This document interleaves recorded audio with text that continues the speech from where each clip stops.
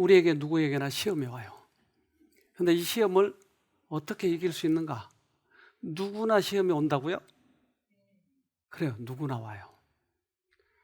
그런데 그 시험을 이길 수 있는 방법이 있어요. 우리 선배들, 믿음의 선배들도 그랬고, 세계에서 오래 산 분 중에 한 분이, 이분이 이렇게 기사가 쓰여져 있는데요. 한번 봅시다.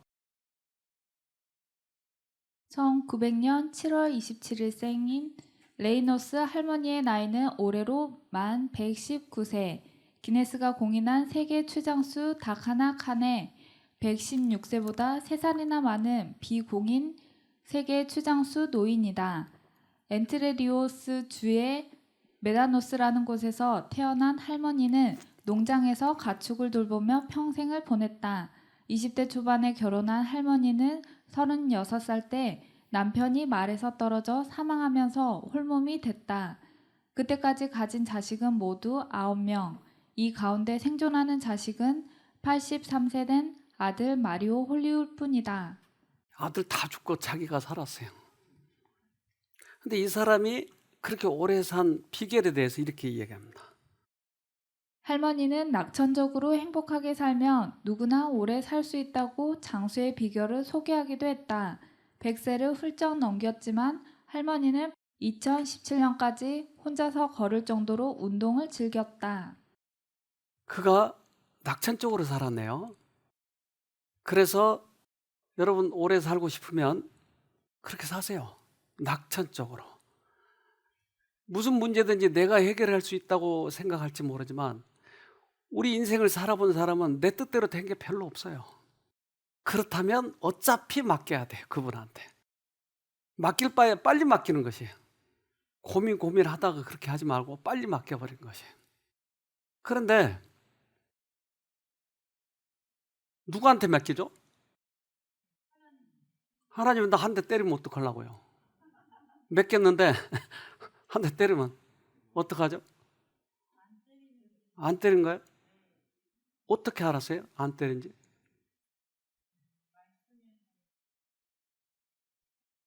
이거 뭔지 아세요? 배터리.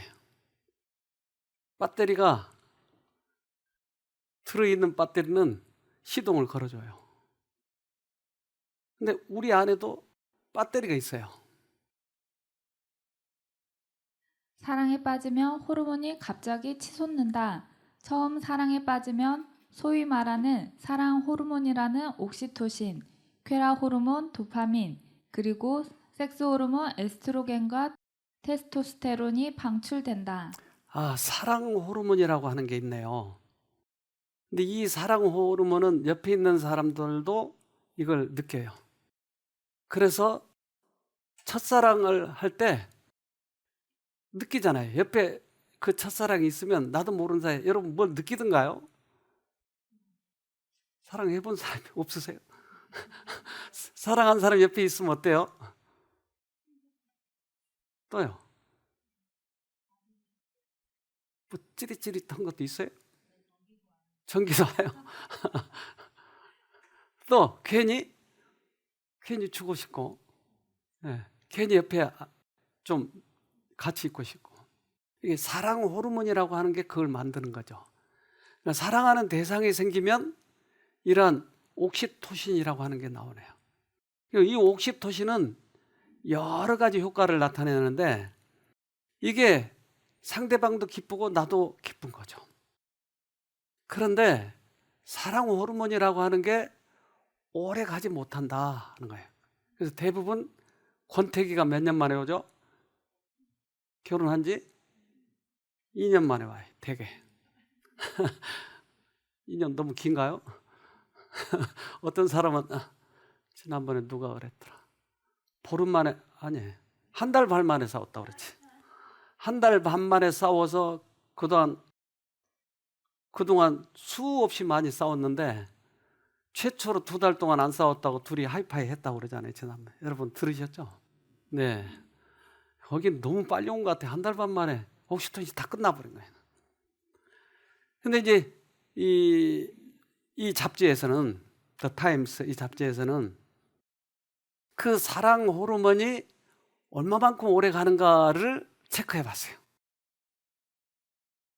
영원히 변치 않는 진정한 사랑은 시나 소설에만 나오는 것이 아니다. 영국 더 타임즈의 일요판인 썬데이 타임즈는 4일 미국 뉴욕주의 스토니브룩 대학의 연구진이 MRI를 활용한 뇌 스캔을 통해 진정한 사랑이 존재한다는 걸 과학적으로 증명했다. 그러니까 빨리 끝나버리는 그런 거 말고 진정한 사랑, 오래 가는 사랑, 이것이 지금도 존재하고 있다고 하는 것이에요. 근데 여러분 몇 년 간다고 그랬죠 아까? 2년. 이건 조금 약한 것 같아요. 우리 안에 이 뇌 속에 사랑이 있는데 뇌 속에 그 MRI를 찍으면 뇌 속에 도파민이 나오는 것 또는 아까 옥시토신 같은 게 나오는 것이 이게 보이는 거예요. 그래서 이걸 가지고 체크를 하는 거예요. 우리가 지금도 사랑이 유지되고 있는지 아닌지를. 연구진은 배우자를 여전히 매우 사랑한다고 주장하는 10명의 여성과 7명의 남성의 뇌를 스캔했다. 대상자들의 결혼 기간은 평균 21년. 연구진이 배우자의 사진에 반응하는 이들의 뇌를 스캔했다. 그 결과 그들의 뇌 스캔 사진은 사랑에 빠진 지 1년 된 사람과 같았다. 낭만적인 사랑과 성적인 흥분이 그대로였다. 연구 주임인 아서 에론 교수는 이번 연구 결과는 10년이 넘는 사랑은 존재하기 어렵다는 기존 관념과는 완전히 다른 것이라며 뇌 스캔 결과는 거짓말을 하지 않는다고 말했다. 이것은 마음속을 찍었기 때문에 이것이 거짓말 할 수는 없다는 거죠. 그래서 21년 된 사람이 1년 된 것처럼 계속 이 호르몬이 나오고 있더라는 거죠. 여러분 한번 오늘 재볼까요? 우리 기계 있는데. 우리 장로님 한번 나올래요? 어쩌면 저분은 나올 줄 몰라요. 지난번에 그랬다고 그랬거든요. 맨날 쫓아다니면서 사랑해 사랑해 한다고 그랬거든요. 그러니까 혹시 지금도 재보면 우리 저 이 장로님도 혹시 나올지 몰라요 지금. 엊그저께 울었거든요. 그러니까 이 사랑의 호르몬이 지금도 계속 나오는가.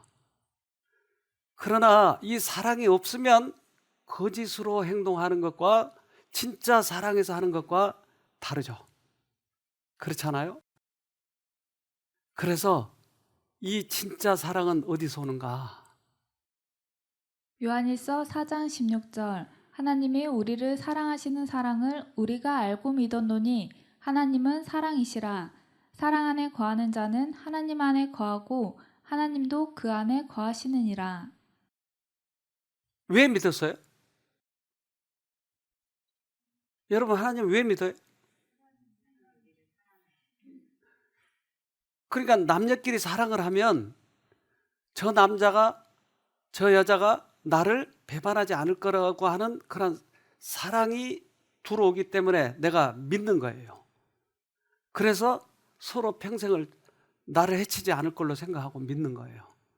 그런데 그 믿음이 없으면, 그 사랑이 없으면 믿어지질 않는 것이죠. 그래서 그리스도와 우리 사이에 있어서도 이 사랑이 없으면 믿을 수가 없는 거예요. 그러니까 그걸 체크해 보자고 하는 거예요. 그걸. 그런데 이 하나님과 우리 사이에 사랑이 빠져버리면 누가 질투한 사람이 좀 있을까요? 있을까요? 누구요? 그래, 사단이 질투를 해요. 그래서 그 사랑을 하지 못하도록 중간에서 자꾸 방해를 놓는 거예요. 변치 않는 사랑이 21년 동안 평균적으로 그렇게 갔다는 거예요. 우리는 과연 하나님과 우리 사이에 그 사랑이 지금도 변치 않고 있는지 체크해보자 하는 거죠. 갈라디아서 5장 6절 그리스도 예수 안에서는 할례나 무할례가 효력이 없으되 사랑으로서 역사하는 믿음 뿐이니라.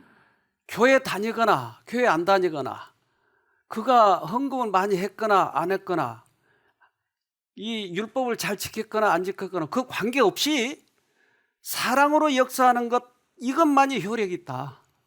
다른 모든 형식적인 것은 의미가 없다는 거예요. 그러면 내 안에 그 사랑이 있는지 없는지 쥐를 가지고 실험을 해봤어요. 그랬더니 이 앙컷쥐와 수컷쥐인데 앙컷쥐와 수컷쥐가 똑같이 이게 나와요. 호르몬이. 쥐를 대상으로 실험했더니 암컷은 새끼를 베면서 에스트로겐, 프로락틴, 옥시토신 같은 호르몬이 분비된다. 진통이 시작되면 태반의 옥시토신 수용체는 최대 300배로 늘어난다. 신체만 바꿔놓은 것이 아니라 어미의 뇌도 바뀌어 모성 회로를 형성한다. 생각 자체가 바뀌는 것이다.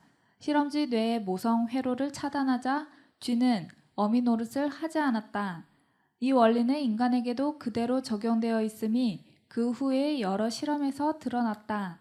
아기가 젖을 빨거나 기분이 좋아 방긋방긋 웃으면 엄마의 뇌에서는 도파민 생성이라는 보상이 나타난다. 엄마의 뇌는 도파민 선물을 받았기에 더 아기와의 스킨십을 강화하면서 친밀하고 다정하게 양육한다는 것이다. 그래서 이 엄마와 자식 간의 그런 어떤 사랑의 관계는 그런 서로 그 도파민도 나오고 스킨십이 나오면서 자식을 자기 목숨보다 그렇게 더 사랑하는 것이죠. 근데 이제 이 실험을 해보는데 사랑하는 사람과 사랑하지 않는 사람에게 똑같이 이렇게 실험을 했는데 그 실험이 이런 실험이었어요. UCLA의 에이젠버그 교수팀은 흥미로운 실험을 진행했습니다. 이 실험의 참가자들은 평균 3년 6개월째 연애 중인 21명의 여성이었어요. 그래서 이 실험을 했는데 이런 실험입니다. 사랑하는 사람의 사진을 봤던 B그룹의 참가자들은 처음 보는 사람의 사진을 봤던 A그룹의 참가자들에 비해 느끼는 고통의 양이 무려 25%나 줄어들었습니다. 즉 통증을 줬다고요. 둘이 다. 근데 그 통증을 느끼는 강도가 사랑하는 사람 사진만 봐도 25%가 내려가더라는 거예요. 통증이. 사진만 봐도 그러네요. 그렇다면 실제적으로 옆에 데려다 놓으면 어느 정도나 더 내려갈까요? 어쩌면 50%? 70%? 그렇다면 여러분 곁에 가장 사랑하는 사람이 앉아 있으면 지금 암의 통증이 올까요? 많이 줄어들 거예요. 우리의 치료를 그렇게 하시는 거예요, 하나님께서. 그러니까 사랑이 그렇게 중요한 거예요. 사랑하는 사람의 사진을 본 사람들은 뇌에서 고통을 담당하는 전전두엽 피질과 대상 피질의 활동이 확연히 줄어든 것을 발견했습니다. 반대로 안정감을 담당하는 부분의 활동은 훨씬 더 활성화되었습니다. 그래서 그 고통을 담당하는 그 부분이 훨씬 완화된 거예요. 이게 실제적인 것이죠. 그래서 환자들은 이 사랑하는 사람이 언제나 곁에 있어야 돼요. 그러면 통증도 없어질 뿐만 아니라 우리의 병이 치료된다고 하는 거죠. 하지만 그 위안이 단순히 심리적인 효과만 있는 건 아니라는 걸 위 실험을 통해 알 수 있어요. 당신이 넘어져서 다치거나 크고 작은 병에 걸려서 아플 때에도 사랑하는 사람이 옆에 있다면 그 고통은 훨씬 줄어들 겁니다. 돈 주고 살 필요도 없고 부작용도 없다는 걸 생각해보면 좋은 연애는 그 어느 약보다도 훌륭한 진통제라는 걸 알 수 있습니다. 그러네요. 네. 여러분 사랑하는 사람 옆에 계세요? 별로 없네요. 그래서 이것을 실제로 토끼를 가지고 실험을 해봤어요. 살아있는 토끼 가지고. 우리가 관찰할 대상은 토끼들입니다. 먼저 콜레스테롤 2%가 포함된 먹이를 만들었습니다. 하루에 삼겹살 4kg을 먹는 것과 같습니다. 토끼들은 앞으로 5주 동안 이런 높은 콜레스테롤 먹이를 먹게 됩니다.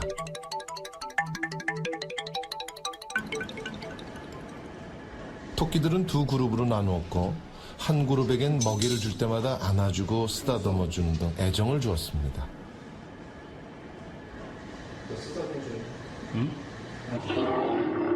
그리고 다른 한 그룹에겐 맹수 울음소리를 들려주고 스트레스를 줬습니다. 그리고 4주 후 같은 먹이를 먹은 두 그룹이지만 애정을 주었던 친밀군과는 달리 스트레스군 토끼 8마리 중 4마리가 혈관이 막혀 각막이 혼탁해지는 등 안구에 이상이 생겼습니다. 지금 스트레스군에서만 더 나타난 건 이제 콜레스테롤이 동맥의 벽에 침착되면서 혈관이 더 빨리 막히게 되는 거죠. 그래서 시간적으로 더 빨리 그리고 더 심하게 이런 막힘 현상이 나타나고 생각됩니다. 두 마리는 녹내장에 이르렀고 이런 상태가 한두 달 지속되면 안구가 파열된다고 합니다. 그러나 애정을 준 친밀군에선 스트레스군에서 나타난 이상이 발견되지 않았습니다. 도망가는 거냐? 귀여워. 귀여워. 착해. 그 사이 친해진 친밀군 토끼들은 전혀 거부감 없이 사람들의 품에 안깁니다.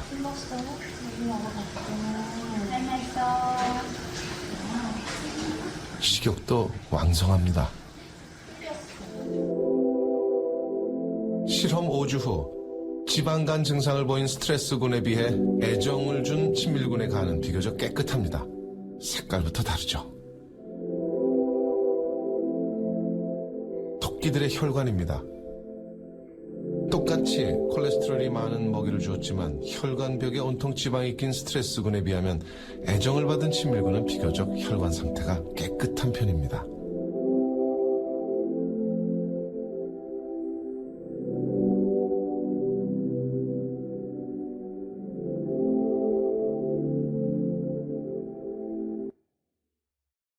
이렇게 확실히 다르네요.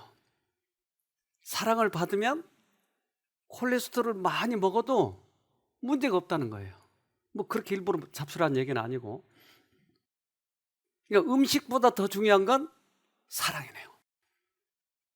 뉴스타보다 더 중요한 건 사랑이네요.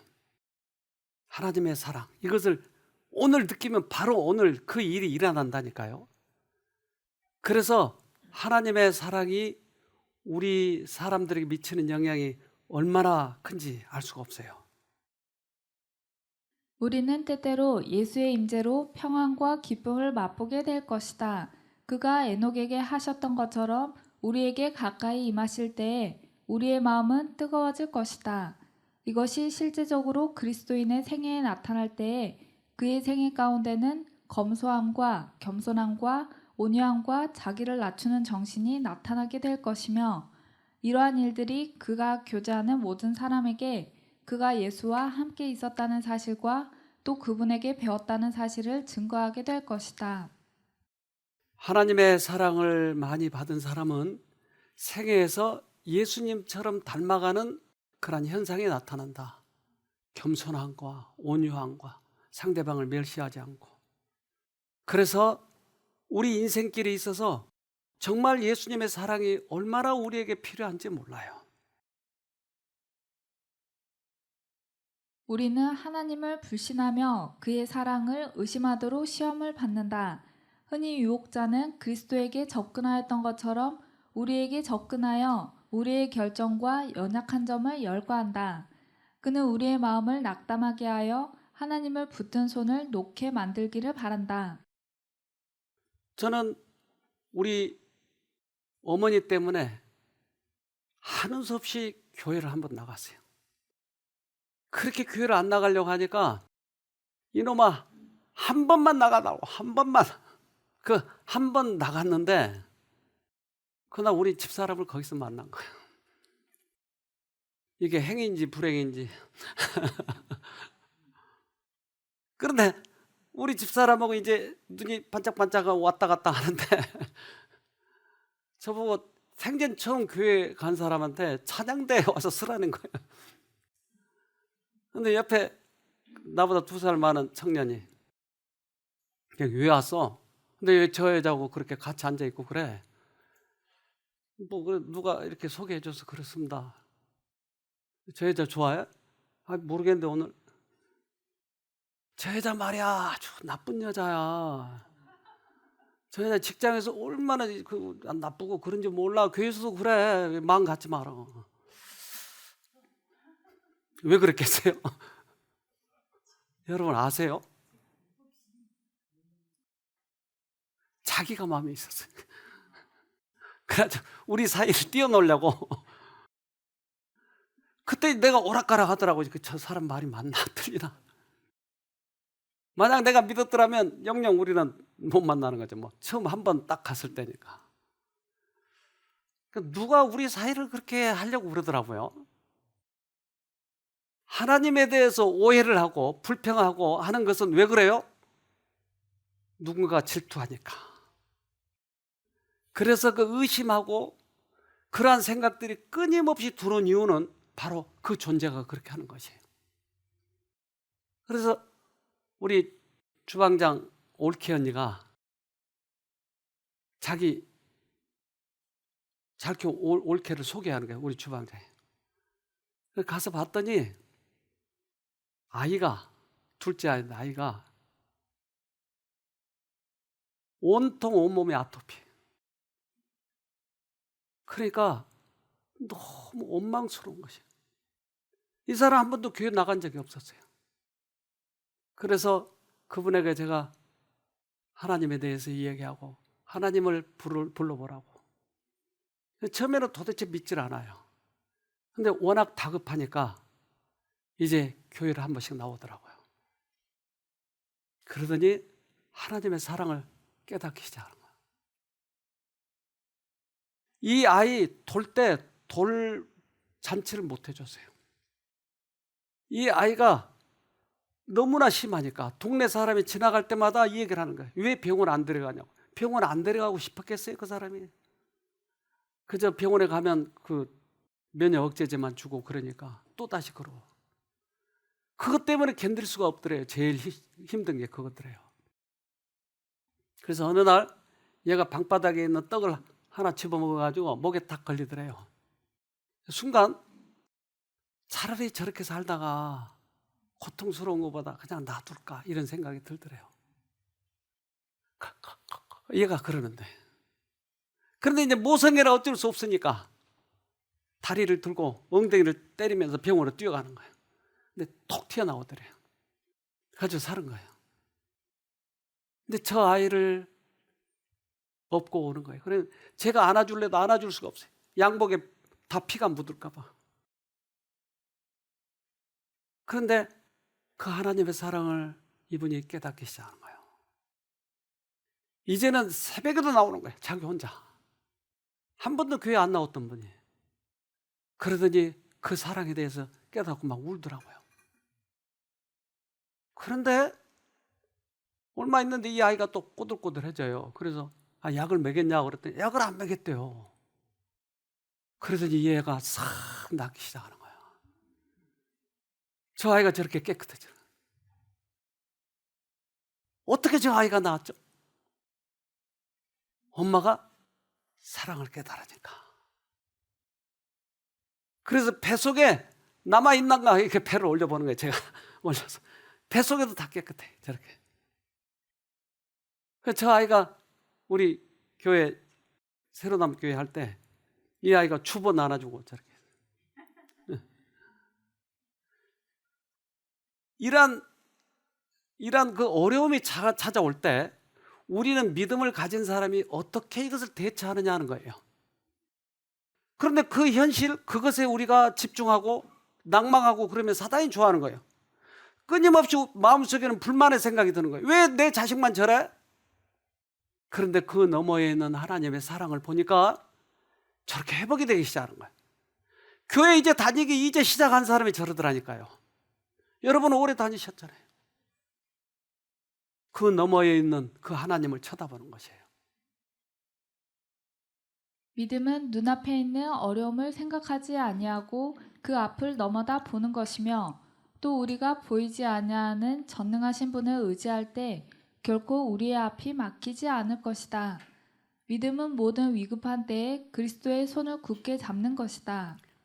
믿음이라고 하는 것은 암에 걸렸을 때 주님의 손을 붙잡는 것이다. 믿음이라고 하는 것은 현실 속에서 그 현실만 보고 낭망하는 것이 아니고 그 너머에 하나님을 보는 것이다. 그것이 회복이에요.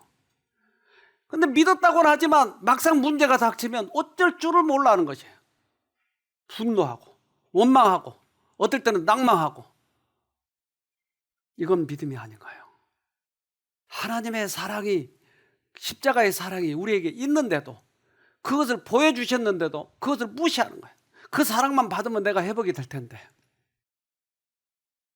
이 산들쥐와 산쥐와 이 들쥐가 있어요. 예. 초원들쥐하고 산들쥐. 근데 산들쥐는 이 마누라를 열어두었어요. 초원들쥐는 일부 일체예요. 그래서 왜 그런가 이 들쥐를 봤어요. 북아메리카 대초원에 사는 들쥐는 부부 사랑의 극치를 보여준다. 한번 짝짓기를 한 암수는 평생 상대와 새끼를 지극정성으로 보살핀다. 과학자들이 그 비밀을 뇌에서 하나둘씩 찾아가고 있다. 그러니까 산들쥐는 바람둥이인데 초원들쥐는 일부 일체 끝까지 지키는 거예요. 보니까 그 속에 뭔가 달라졌어요. 우리 영상으로 좀 봅시다. 초원들쥐와 산들쥐를 대상으로 한 연구가 있다. 초원들쥐는 평생 한 마리의 파트너와 짝이 되어 살아가는 반면 산들쥐 수컷은 살면서 여러 마리의 암컷과 교미를 하고 어미든 새끼든 돌보지 않는다. 이 두 종의 쥐는 유전적으로 99% 같지만 산들쥐와 초원들쥐는 옥시토신과 바소프레신에서 차이를 보인다. 초원들쥐는 두 호르몬이 정상적으로 작용하는 반면 남봉꾼인 산들쥐에게는 이 두 호르몬을 받아들이는 수용체가 없어 호르몬이 분비되어도 작용하지 않는 것이다. 자, 이걸 보니까 옥시토신, 바소프레신이라고 하는 호르몬이 나오는데 초원들쥐는 이것을 받아들여 가지고 이걸 자기가 소화하는 거예요. 그런데 산들쥐는 어떻게 한다고요? 이것을 받아들이는 수용체가 없는 것이에요. 즉 리셉터가 없으니까 이게 바소프레신이, 옥시토신이 자기 안 오니까 또 다른 데 가서 구걸하는 것이에요.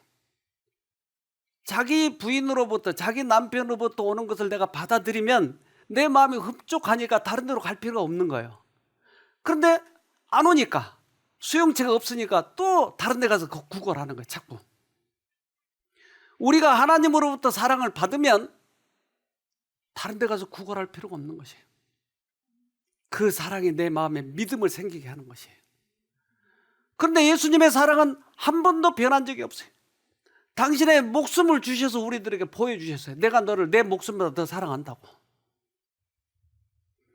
고린도후서 13장 5절 너희가 믿음에 있는가 너희 자신을 시험하고 너희 자신을 확증하라. 예수 그리스도께서 너희 안에 계신 줄을 너희가 스스로 알지 못하느냐. 그렇지 않으면 너희가 버려온 자니라. 그래서 네가 나를 믿는다고 하지만 네 안에 그 믿음이 있는지 한번 점검해봐. 그거 없으면 하늘 못 가 너. 중요한 것은 내 안에 수용체가 있느냐 없느냐는 거예요. 그 사랑을 받아들일 수 있는 수용체가 있느냐 없느냐. 침례 요한이 예수님이 오셨을 때 목숨을 걸고 예수님을 전했어요. 이것 때문에 미움을 받아가지고 그가 감옥에 들어갔어요. 그래서 감옥에 들어갔는데 예수가 꺼내주질 않는 거예요. 다른 기적을 일으키면서 왜 침례 요한 안 꺼내주시는지. 그러니까 요한이 너무나 억울한 거예요. 힘들고. 아주 예수가 나를 잊어버리지 않았나? 그래서 요한이 제자들에게 이렇게 이 얘기를 해요. 누가복음 7장 20절 저희가 예수께 나아가 가로되 침례 요한이 우리를 보내어 당신께 말하기를 오실 그이가 당신이오니까 우리가 다른 일을 기다리오니까 하더이다 하니. 그러니까 요한의 제자들이 예수한테 가가지고 예수님 당신이 메시아 맞아요? 아니면 우리가 또 다른 메시아를 기다릴까요? 그런데 요한이 이것을 알았어요 몰랐어요? 근데 왜 이 말을 해요? 그래요. 자기가 침내줬잖아요, 예수에게. 하늘에서 뭐라고 그랬어요, 그때? 내 사랑하는 아들이다, 아들이다. 그러니까 확실히 하나님의 아들이라고 하는 것을 증명해 줬는데도 감옥에 들어가서 안 꺼내주니까 의심이 생겨가지고 당신이 맞아요? 틀려요? 그래서 예수님이 아무 말도 하시지 않고 환자들을 고치세요. 문둥이도 고치고 각색병을 고치시고 죽은 자도 살리고 소경도 눈을 뜨게 하고. 그러고 나서 예수님이 이렇게 이야기하셔요. 누가복음 7장 22절 대답하여 가라사대 너희가 가서 보고 들은 것을 요한에게 고하되 소경이 보며 안진뱅이가 걸으며 문둥이가 깨끗함을 받으며 귀머거리가 들으며 죽은 자가 살아나며 가난한 자에게 복음이 전파된다 하라. 왜 이 말을 해요? 예수님이 야, 나 메시아야 그렇게 말하지 않고 왜 이 말을 하냐고요. 그래요. 구약에 메시아가 오면 소경이 눈 뜰 거야. 귀머거리가 뚫을 거야. 죽은 자가 살아날 거야. 이 얘기를 한 거예요. 그렇다면 너는 지금 나의 사랑을 못 받아들이고 있어. 너에게는 수용체가 없어. 이렇게 보여주는 거예요. 만약에 그 수용체가 없으면 어떻게 되죠? 구원이 없어요. 믿음이 없으니까. 그래서 다 그들이 떠나고 제자들에게 이렇게 얘기하는 거예요. 누가복음 7장 23절 누구든지 나를 인하여 실족치 아니하는 자는 복이 있도다 하시니라. 이 여자가 실족하면 어떻게 될까요? 물에 퐁당 빠져죠. 죽죠. 그러니까 그 오솔길, 그 외나무달 길, 이 길을 가는 동안에 삐끗하면 빠져 죽는 거예요. 실족이란 말은 그 말 아니겠어요? 그러면 우리가 영생 이루는 길을 가는데 실족은 뭐예요? 예수님의 사랑을 의심하는 거예요. 메시아됨을 의심하는 거예요. 우리는 투병 생활할 때 이것이 얼마나 중요한지 몰라요. 예수님은 치료자야.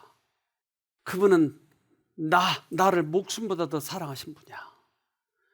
우리는 성경에 그렇게 수많은 그런 이 역사를 기록해 주시는 것은 나에게 치료하라고 하는 그런 기록이야. 그래서 이 땅에 오셔서 수없이 많은 환자를 살리시는 것이에요. 생명을 주는 모든 능력은 하나님께로부터 온다. 사람이 질병에서 회복될 때 그를 회복시켜 주시는 분은 하나님이시다. 질병과 고통과 죽음은 어떤 반대작용이다. 사단은 파괴자이며 하나님은 회복자이시다. 그래서 우리가 질병에서 회복될 때는 회복자를 만나야 되는 거예요. 사단은 우리에게 질병을 주고 하나님은 한 번도 질병을 준 적이 없어요. 그렇다면 내 안에 있는 질병은 사단이 준 거예요. 여기서 해방되기 위해서는 하나님을 만나야 돼요. 근데 하나님의 사랑에 대해서 의심하면 우리는 실족하는 것이에요. 아니, 병에서뿐만 아니고 우리는 영생의 길에 실족하는 것이에요. 이건 무서운 것이에요. 하나님의 사랑을 의심하는 것은 이렇게 치명적인 것이에요. 사막에 가면 정갈이 있어요. 정갈. 근데 정갈은 주로 밤에 행동을 해요. 근데 정갈이 좋아하는 벌레들을 아주 예민하게 듣는 거예요. 소리를. 그래야 잡아먹으니까. 눈은 잘 안 보이니까 정갈은 아주 그 털 같은 것이 예민하게 흔들리는 거예요. 그래서 소리가 나면 그게 흔들리니까 가서 잡아먹는 거예요. 거저리 같은 이런 벌레들이 돌아다닐 때 쫓아가는 거예요. 근데 갑자기 정갈이 쫓아가다 거의 몰아가지고 잡아먹기 직전에 갑자기 수도를 하는 거예요. 왜 그럴까? 보니까 달빛이 환히 뜬 거예요. 달빛이 환히 뜨면 다른 동물들이 정갈을 잡아먹기 위해서 화나니까 그러니까 움직일 수가 없는 거예요. 움직이면 이제 잡혀 먹으니까. 그래서 갑자기 수도를 하는데 달빛이 뜨니까 갑자기 정갈에서 형광물질이 환하게 비치는 거예요. 그래서 저렇게 형광물질이 정갈 존재를 이렇게 비춰주는 거예요. 틀통이 나와버린 거예요. 어떻게 하죠? 저렇게 밤에 달빛에 저렇게 환하게 나타나는 거예요. 그러니까 이 정갈이 급히 구멍을 찾아서 들어가는 거예요. 사탄이 우리를 잡아먹기 위해서 계속 쫓아오다가 갑자기 빛이 비치면 자기 존재가 드러나는 거예요. 이제까지 하나님은 우리를 치시는 분이라고, 벌하시는 분이라고, 하나님이 우리를 이렇게 했다고, 네 죄 때문에 그렇게 했다고, 심판했다고 이렇게 속였는데 성경에는 하나님은 질병을 주신 적이 없어요. 자기 빛이 드러나 버린 것이에요. 하나님은 절대 우리를 치시지 않아요. 당신의 목숨보다 우리를 더 사랑해요. 그렇다면 우리가 해야 할 일은 하나가 있어요. 내가 벗어나려고 노력하지 마세요. 내가 병을 고치려고 노력하지 마세요. 그냥 하나님의 사랑을 만나세요. 그러면 그분이 우리를 치료하시는 거예요. 히브리서 2장 14절로 15절. 자녀들은 혈육에 함께 속하였음에 그도 또한 한 모양으로 혈육에 함께 속하심은 사망으로 말미암아 사망의 세력을 잡은 자 곧 마귀를 없이 하시며 또 죽기를 무서워함으로 일생에 매여 종노릇하는 모든 자들을 놓아주려 하심이니. 하나님이 인간의 옷을 입고 오신 이유가 뭐였어요?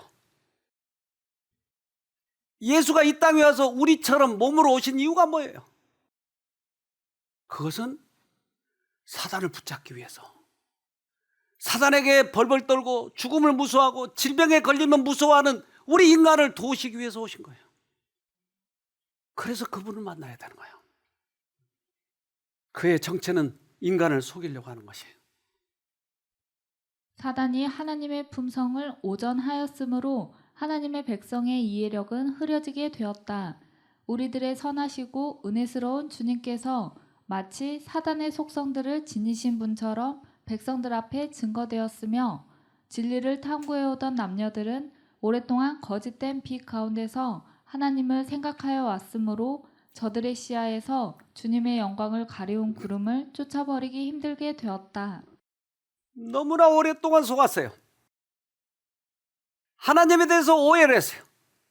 그래서 병 들자마자, 불치병, 특별히 불치병 들자마자 상담하는 사람의 90% 이상이 아주 도덕적으로 착한 것처럼 그렇게, 내가 죄를 많이 져서요, 하나님이 벌하셨어요. 굉장히 착한 것처럼 얘기를 해요. 이건 굉장히 속아버린 것입니다. 하나님은 절대 질병을 주시지 않아요. 우리가 속았어요. 속았어. 교인들 전체가 속았어요. 그래서 안 걸리고 병 들면 교회에서도 네 죄 때문에 그래. 교회에서도 하나님을 믿는다는 사람들이, 하나님은 절대 우리를 벌하시지 않아요. 사단이 오해시켜놔 버렸어요. 여기서 완전하게 벗어나면, 이 사상에서 벗어나면 우리는 완치가 되는 거예요. 벗어나야 돼요. 예수님은 그렇게 하셨잖아요.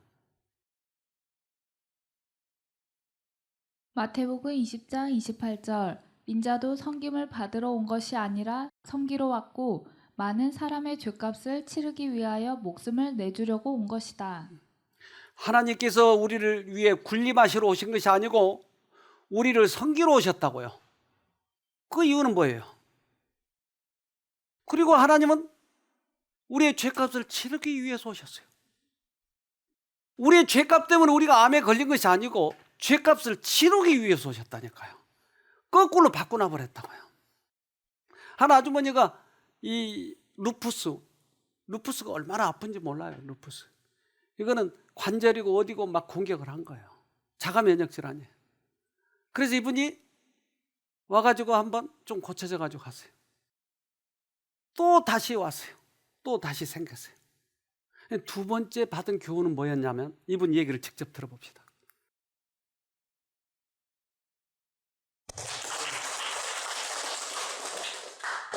저는 작년 7월 달에 서울대학병원에서 루푸스라는 그래가지고 진단을 받았어요. 아무 생각이 안 나더라고요. 근데 이제 인터넷에 찾아보니까 이제 루푸스라는 병이 얼마나 무서운 병이라는 걸 제가 이제 처음으로 그때 접했어요. 하고 이제 의사가 간단하게 설명을 해줬는데 그게 그때는 이제 아무 생각 없이 듣고 와서 이제 인터넷에 보니까 그게 정말 무서운 병이었구나 이제 그걸 알았어요. 그래가지고 한 번째도 저는 하나님 말씀대로 한번 천안 치료를 해볼까 하고 이제 여러 가지 방법을 했어요. 여러 가지 방법을 하다가 좀 차도가 있더라고요. 그래가지고 병원에서도 제가 이제 다음에 검사 받으러 갔는데 그게 차도가 있어가지고 자기들이 오지를 했나 하고 의아하게 하더라고요. 근데 이제 제가 거기서 그 하나님께서 저에게 은혜를 주셔서 그게 치료가 된 거를 그때 깨닫고 하나님께 영광을 돌려야 되는데 제가 그 천안 치료로 인해서 제가 치료받는 것만 생각이 드는 거예요. 그래서 남들이 물어보면은 나는 이런 방법을 해서 내가 그게 치료가 됐다고 그렇게 되는 거예요, 제 입에서. 근데 그런 생활을 한 달 반을 하면서 제가 약을 먹질 않아도 아프거나 그러질 않는 게 저도 신기했던 거예요. 근데 나중에 지나고 보니까는 이게 다시 조금씩 이제 재발이 되더라고요. 그래서 그때서 이제 제가 또 깨달은 거예요. 아, 내가 이게 내 방법대로 하고 그냥 그 치료에 의해서 거기에 의존한 것이지 이게 하나님께서 내게 그 은혜를 베푸셔서 해준 것을 그걸 깨달아가지고 거기에 하나님께 영광을 돌려야 되는데 그걸 못했다는 걸 제가 이제 뒤늦게 알았어요. 그러면서 이제 더 이게 심해지면서 제가 이제 1, 2월 달에는 거의 집에서 화장실을 갈 수 없을 정도로 기어다니면서 다닐 정도로 그게 이제 심해진 거예요. 그런 와중에 이제 여기 쉼터를 저희 교회 이제 지사님을 통해서 이제 여기 한번 가보라고 이렇게도 약이 안 듣고 저렇게도 약이 안 되니까는 그럼 쉼터에 가서 하나님 말씀대로 한번 또 다시 회복을 해보자 하고 이제 쉼터를 들어왔어요. 근데 제가 여기 들어오면서 더 깨달은 게 뭐냐면은 저희 질병도 그 건강식을 하면서 여기서 햇빛 보고 맑은 공기 마시고 이제 여러 가지를 이렇게 뉴스타트식을 하다 보니까는 그 약이 듣기도 했지만은 제가 원장님을 통해서 그 은혜를 너무나 많이 받은 거예요. 제가 한 8, 9년을 교회를 다녔지만은 그동안에 제가 깨닫지 못한 그런 부분들을 하나님께서 저를 터치를 해주시는 거예요. 이렇게 하나하나씩이요. 그래서 회개가 어떻게 해서 회개하는 것인지 또 하나님의 음성을 어떻게 해서 듣는 것인지 또 내 마음의 평안을 어떻게 얻는 건지 이런 것들이 하나하나 터치를 해주시면서 아 그리스도인이 어떻게 해서 신앙을 하는 것인지를 여기서 제가 이제 깨달은 거예요. 그래서 너무 많은 은혜를 받고 그래서 지금은 거의 뭐 100%에서 한 7, 80% 제가 이제 회복이 됐어요. 그래서 병원에서도 이제 빨리 회복이 되니까는 또 왜 갑자기 이렇게 회복이 되니까 병원에서도 놀라는 거예요. 그래서 이제 여기 와갖고 제가 한 달 반이 있었는데 하여튼 제가 하나님 원장님을 통해서 그 말씀의 능력으로 저희가 이렇게 정말 큰 병을 주셨는데 그 병을 통해서 이렇게 치유의 능력을 주셔가지고 정말 하나님 아버지께서는 살아서 우리 곁에 계신다는 걸 정말 깨달았어요. 아, 회복이 되네요, 지금도. 그 회복이 되는 이유는 뭐죠? 하나님의 사랑을 깨달으니까. 지금도 되는 거예요. 그럼 안 되는 이유는 여러 가지 이유가 있어요. 아까 얘기한 것처럼 수용체가 없는 경우도 있어요. 또 하나는 이 기간 동안에 교훈을 주실 필요가 있는 거예요. 때때로 늦게 회복되는 수도 있어요. 그러나 주님께서는 결국은 회복시키는 거예요. 때때로 늦을 수도 있어요. 그 이유는 그 기간에 우리에게 교훈을 주시기 위해서. 이사야 42장 2절로 3절 그는 외치지 아니하며 목소리를 높이지 아니하며 그 소리로 거리에 들리게 아니하며 상한 갈대를 꺾지 아니하며 꺼져가는 등불을 끄지 아니하고 진리로 공의를 베풀 것이며. 왜 소리를 들리지 않게 해요? 그것은 예수님께서 이 땅에 오셔서 병만 고치는 분이 아니고 예수님은 우리를 구원하시기 위해서 오셨어요. 그런데 내가 고쳤다 이렇게 자랑을 해버리면 수없이 많은 사람들이 병 고치러 오는 거예요. 그러면 하늘나라를 소개하는 데 있어서 지장을 받게 되는 거예요. 즉 제사장 이런 바리새인 이런 사람들이 질투를 하는 거예요. 그래서 예수를 제거하려고 하는 것이에요. 그런데 상한 갈대를 어떻게 한다고요? 상한 갈대 한번 꺾이지면 어떻게 되죠? 다시 펼 수 있어요? 갈대는 안 펴져요. 갈대를 꺾지 않으신대요. 옛날에는 등불, 호롱불 이게 밖에 가지고 다닐 때는 이걸 호롱 속에다 집어넣어 가지고 해요. 바람 불면 꺼질까 봐. 그런데 호롱불을 훅 끄는 분이라고요? 끄지 않는 분이라고. 생명불이 가물가물 하는데 훅 꺼버리는 분이라고요? 아니라니까요. 심지를 돋구는 분이라니까요. 우리 메시아가 오시면 그 일을 한다고 하는 것이. 그래서 주님을 만나야 되는 거예요. 여기에 자기 몸 전체가 병원이래요. 하도 병이 많아가지고. 이분은 반이 중풍에 걸렸어요. 중풍 걸린 지 얼마 안 돼가지고 이제 쫄룩쫄룩. 나이도 많지 않은 여자가 그렇게 하고 오니까 얼마나 그분이 힘들어하는지. 암, 별의별 병들을 다 가지고 있었어요.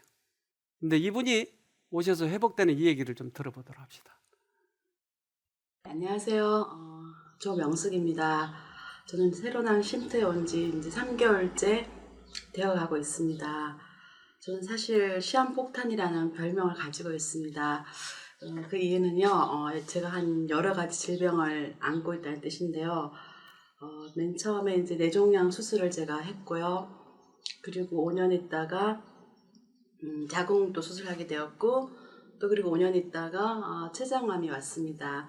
췌장암은 현재 수술하지 않고 하나님 방법대로 해결하고 있고요. 그리고 그 안에 중간중간에 혈압, 당뇨, 늑막염, 대상포진, 또 앞이 안 보이는 병, 여러 가지 질병들이 엄청나게 많았어요. 그런 가중에 우연히 지인의 소개로 이곳 쉼터로 오게 되었습니다. 그 쉼터 오기 전에 바로 또 뇌출혈이 와서 왼쪽이 다 마비가 왔었습니다. 저는 살아오면서 그 암보다 사실 더 무서운 게 뇌출혈이라는 걸 좀 경험하게 되었습니다. 왜 그러냐면은 갑자기 젊은 나이에 왼쪽 다리도 못 쓰고 팔도 못 쓰고 또 이번 또 오른쪽 절반이 또 마비가 와서 침도 가끔 흘리고 이상한 그 마비 증세 때문에 좀 많이 울고 암 걸렸을 때보다 오히려 더 마비 증세 때문에 더 많이 울고 그랬던 것 같아요. 그래서 제가 병원에 퇴원하고 3주 만에 이 쉼터를 오게 되었는데요. 처음에 왔을 때는 말씀 들어오지 않고 가고 싶고 힘들어서 한 이틀 정도 그랬는데 3일째 되는 날부터 이제 말씀이 들어오기 시작하면서 제 몸에 변화가 오기 시작했습니다.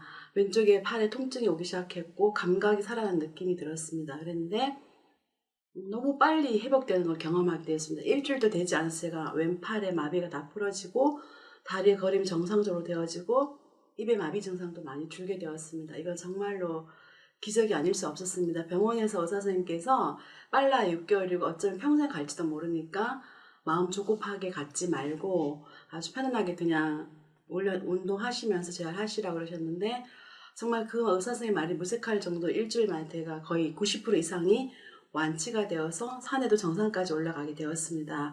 지금은 거의 겉보기에도 정상적이고 실제로도 정상적입니다. 또 췌장암 때문에 제가 소화제를 달고 살았었거든요. 근데 이곳에 와서 거의 소화제를 먹지 않고 한 3번 정도 그 정도 먹은 것 기억이 나요. 그리고 떡 같은 거, 빵 같은 거 상상도 못했었는데 이곳에서 무엇을 먹든지 간에 너무너무 소화가 잘 되고 어느 날 제가 뒷마당에 산책을 하고 있는데 제 입안에서 침이 너무 샘솟는 퐁퐁 샘솟는 그 느낌이 들었어요. 너무 신기한 거예요. 그래서 제가 가만 생각을 해보니까 소화가 잘 되는 이유가 이렇게 침이 막 넘치도록 나오니까 소화가 잘 돼서 췌장암도 그냥 다 사라졌겠다는 그런 확신이 드는 거예요. 그래서 이 마비 때문에 췌장암을 생각해 본 적도 없고 병원에도 갈 생각도 없고 뭐 걱정도 전혀 되지 않았습니다. 오로지 하나님 말씀 의지하면서 기도하면서 그런 시간들을 보내면서 많은 치유의 역사를 일어나고 또 저뿐 아니라 또 여기서 그런 기적들을 매일 날마다 경험하게 됩니다. 정말 이걸 쉼터에서는 제가 그때 당시에 예수님 시대에는 그런 기적들이 일어났는데 왜 지금은 일어나지 않지? 저는 그게 늘 의문이었었거든요. 예수님이 계시면 지금도 우리 앞에 살아 계신다는데 왜 지금은 일어나지 않는 걸까? 여기 와서 그걸 깨달았습니다. 그것이 일어나지 않는 것이 아니라 그 시대나 지금 시대나 똑같이 예수님은 기적을 베풀고 계시는데 제가 단지 믿지 않았던 것입니다. 아주 사소한 것도 기도하면 들어주시는 하나님이고 지금 그것을 날마다 경험을 하고 있는데 그래서 저는 정말 이곳 새로남 쉼터에 온 것은 하나님의 섭리였고 그것을 인해 내가 다시 태어나는 것을 경험하게 됩니다. 지금은 저의 모든 것을 하나님께 바치고 싶습니다. 너무나 행복하고 감사합니다. 이곳에 보내주신 하나님께 너무나 감사를 드립니다. 감사합니다. 그렇게 여러 가지 병이 나았네요. 그래서 일주일 만에 저 중풍이 풀어졌는데 이 건널목을 가는데 건널목 가려면 이 젊은 여자가 쩔룩쩔룩하면 이 신호등이 금방 꺼지잖아요. 그러니까 이러고 갔는데 자기가 뛰어갈 수 있더라는 거예요. 얼마나 기뻤겠어요. 그래가지고 뛰어와가지고 나보고 울고 막 내가 뛸 수 있다고요. 뛸 수 있다고요. 저랬더니 지금도 하나님은 살아계시잖아요.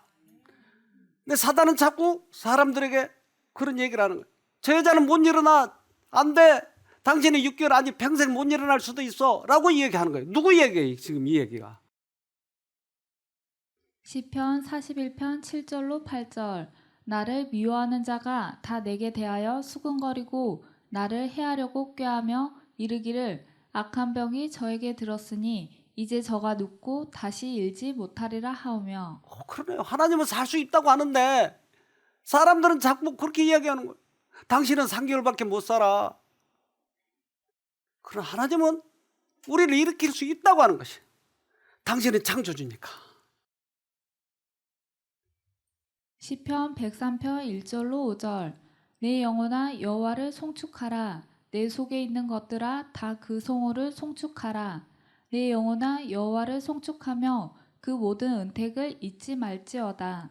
저가 내 모든 죄악을 사하시며 내 모든 병을 고치시며 내 생명을 파멸에서 구속하시고 인자와 긍휼로 관을 씌우시며 좋은 것으로 내 소원을 만족해 하사 내 청춘으로 독수리같이 새롭게 하시는도다.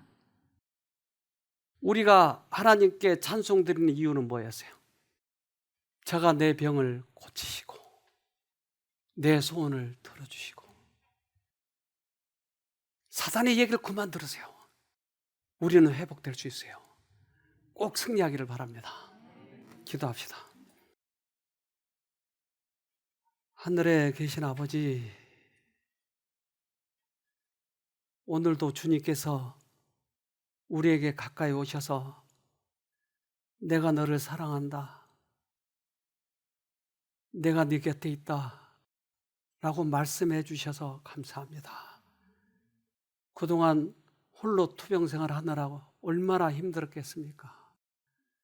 목숨보다 더 사랑하시는 창조주께서 우리 곁에 계시니 이제 그 은혜를 받을 수 있도록 해주시고 그동안 주님의 사랑을 믿지 못했던 저희들을 불쌍히 여겨주시고 다시 한번 주님의 사랑을 받아들이는 우리 모두가 되도록 도와주시옵소서. 오늘도 그 역사가 일어날 것입니다. 주님이 우리를 만지시기만 하면 우리가 회복될 것을 믿습니다. 우리 꼭 승리하여서 주님께 영광 돌리는 우리 모두가 되도록 도와주시옵기를 예수님 이름으로 기도합니다. 아멘.